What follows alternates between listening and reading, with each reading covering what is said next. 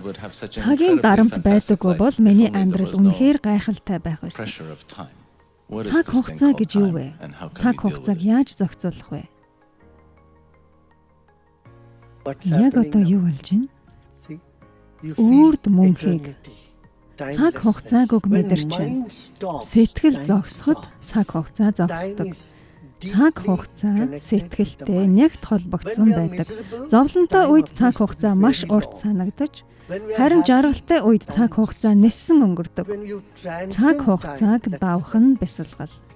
Цаг хугацааг давахад өмнө юу байсан, дараа юу байхыг харж чадна. Замыг өндрөөс агаараас харж байгаа юм шиг. GPS шиг. GPS замын хаана төвжрэл байгааг хэлээд өгдөг.